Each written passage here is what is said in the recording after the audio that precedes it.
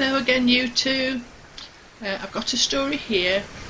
It's by a man called Rudyard Kipling, and he's the man that wrote Jungle Book. It's called How the Whale Got His Throat.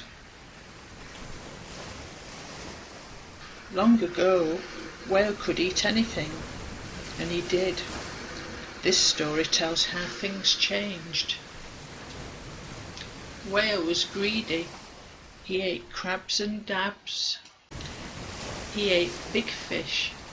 He ate plaice and dace and small fish. He ate the skate and his mate. He ate the starfish and the garfish. He ate the mackerel and the pickerel and the truly twirly-whirly eel. All the fishes he could find in the sea he ate with his mouth, till at last there was only one small fish left in all the sea, and he was a small stoot fish. He was one clever fish. He hid behind the whale's right ear so that he was safe and out of harm's way.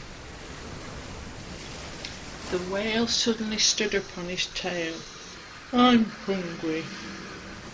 And the small stoot fish said in a small stoot fish voice, "Oh, great whale, have you ever tasted man?" "No," said the whale. "What is it like?" "Oh, nice, but a little nubbly," said the stoot fish. "Where can I get some?" said the whale, and he made the sea froth up with his tail. "One at a time is enough," said the stoot fish. "If you swim to the sea near Africa, you will find sitting on a raft in the middle of the sea, with nothing on but a pair of blue tatty trousers, held up with a pair of braces, and a penknife in his pocket, a shipwrecked sailor, who, I must tell you, is a clever and brave man." So the whale swam and swam to Africa as fast as he could swim, and on a raft in the middle of the sea, with nothing to wear except a pair of blue tatty trousers held up with a pair of braces, you mustn't forget the braces, and a penknife in his pocket, he found one single solitary shipwrecked sailor, trailing his toes in the water. He had his mummy's permission to paddle, or else he would never have done that. The whale opened his great big mouth, bike and bike and bike, till it nearly touched his tail, and he swallowed the man whole. He swallowed the raft he was sitting on, and his blue tatty trousers, and his braces, which you mustn't forget, and the penknife that was in his pocket. He swallowed them all down into his warm dark inside cupboards, and then he smacked his lips and turned round 3 times on his tail.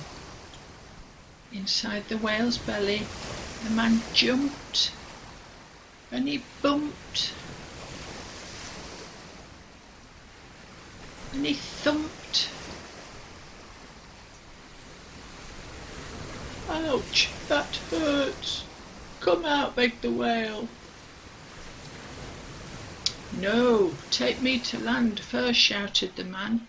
"Take me to England and the white cliffs of Dover, and then I might think about it." The whale swam quickly all the way to England and the white cliffs of Dover. Inside the whale, the man cut up his raft, using the penknife in his pocket to make a crisscross shape. He tied it all together using his braces. The whale swam upon the beach and opened his mouth wide, and the man put the crisscross grate into the whale's throat. Then he jumped out onto the beach and said, "By means of a grate, no large fish can you eat, no girls and boys, and none of their toys. And now a whale can only swallow tiny things. He can't be greedy anymore."